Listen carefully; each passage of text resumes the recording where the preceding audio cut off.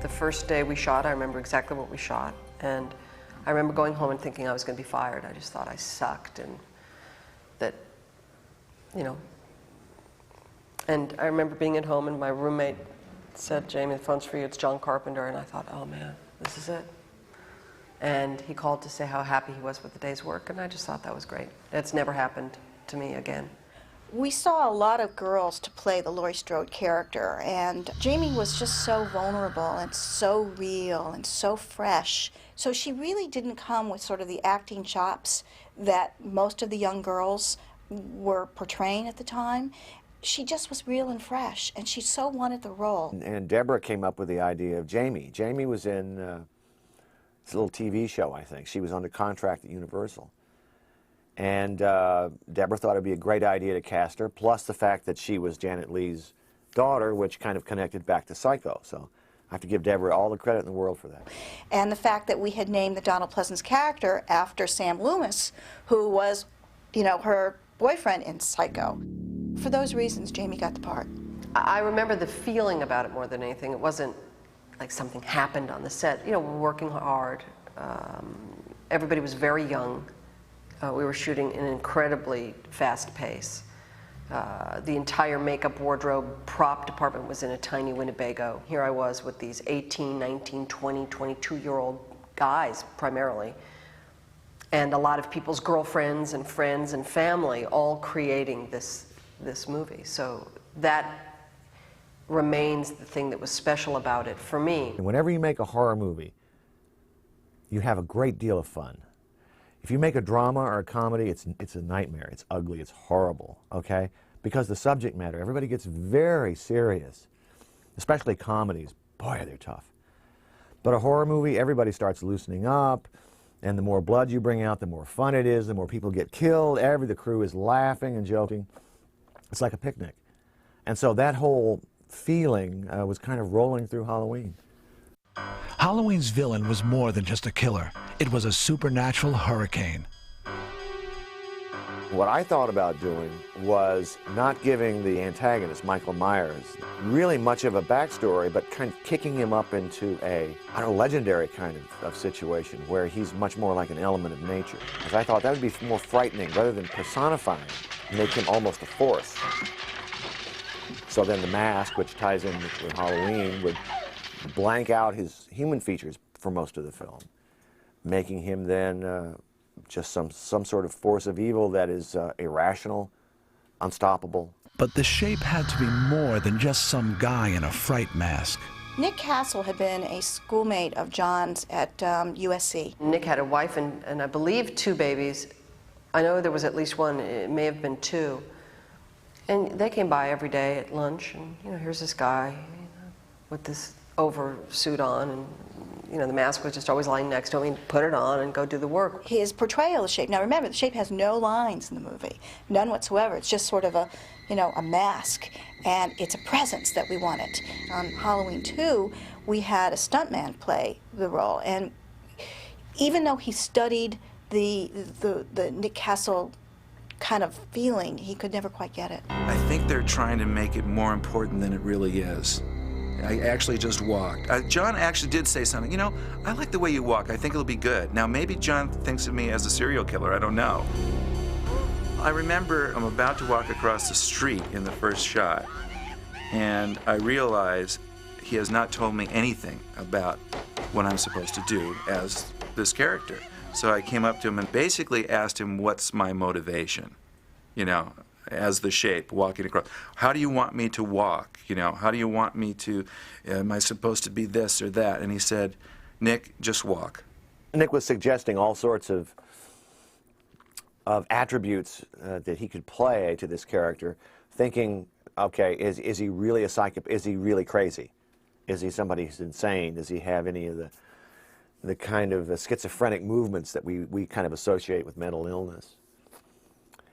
And I just told him to be simple with it. Basically, when he's watching something or someone, stand still, just move very gracefully, because Nick can do that.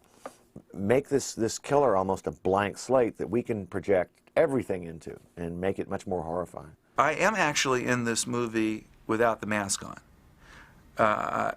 early on when the Michael Myers escapes from the hospital, he jumps on a car, right, and he smashes the car window. It was raining that night. It was supposed to be raining that night, and it was very cold that night. And all I had on was my underwear and this hospital gown. And I didn't know it was supposed to rain. This is 3 in the morning, you know, maybe 40-something degrees. And all of a sudden, someone yells, Dean Cundy, that little rat, probably yelled, "Turn on the hoses." And they turned on the hoses. You know, they didn't bother to warm up the water or anything like that. And I remember the feeling of ice-cold water hitting my body through the hospital gown.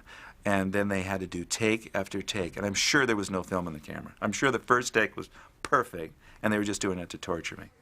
I think he really gave the movie something. I think there's little moments that he does in the movie that are really special that, you know, take it away from being just some sort of thug in a suit. He really kind of, at one point, he tips his head and kind of looks at his handiwork. And I remember when I stabbed the kid up against the refrigerator or something, boom, you know, stabbed the kid, and I remember that direction. John said, "Tilt your head this way, tilt your head that way, like you're looking at him." And everyone loves that. Well, he was so agile and subtle, and he made a great shape because of that. Well, I needed to go pick up some trick-or-treat shots, second unit, and I wanted them where trick-or-treaters went by and suddenly there stands the shape. So not only was I going to direct the second unit, but I brought the costume and I was going to be the shape.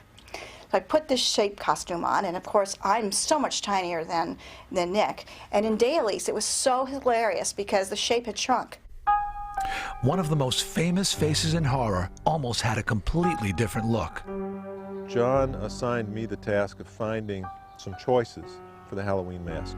And I picked up 2 that looked like really good, legit choices. One was an Emmett Kelly mask. Emmett Kelly was a classic clown with a big red nose, stupid hair, and a big smile, big blue smile on his face. And I thought, how frightening, how grotesque. The first Michael Myers mask was actually a William Shatner from Star Trek masks that we kind of changed a lot. We opened up the eye sockets, we changed the hair, we did something to the skin tones to make it this white, pasty kind of mask. And it was kind of scary because it was sort of featureless. And that's what we're going for. And first it was the Emmett Kelly mask, and he came out of the bathroom wearing it, and everyone agreed it was pretty eerie. It was strange. It was weird, made you uncomfortable, and you knew that was a scary situation. Went back, came out with the other mask, and a cold chill ran up everybody's spine. It was so scary looking. It was so demented, it was so sick that we knew we had it. I wasn't impressed with the mask at first. I thought the mask was fake. I thought it was phony. I didn't like it. I thought the mask wouldn't work, but I was wrong. For the only time in the series, Michael's face is revealed for a split second on camera. For that one shot, we brought in an actor, imported, you know, a guy who hadn't been part of it, and did the reveal to, as I remember, he was sort of a blonde, you know, nondescript sort of face, almost sort of the other side of the Captain Kirk mask was, you know, a nondescript face. But this kid had a youngish looking face, okay? And I don't even remember who he is now. But what he had to do was take the mask off and react. I think he'd been stabbed or something in the face. And people read into his face much more horror than is there. It really isn't much to it. It's just a kid. The film's lack of blood was offset by one of its most distinguishing features, Carpenter's brilliantly menacing score. I had to do the music to Halloween in about 3 days. I had to do the whole score so I could go in and perform it and get out.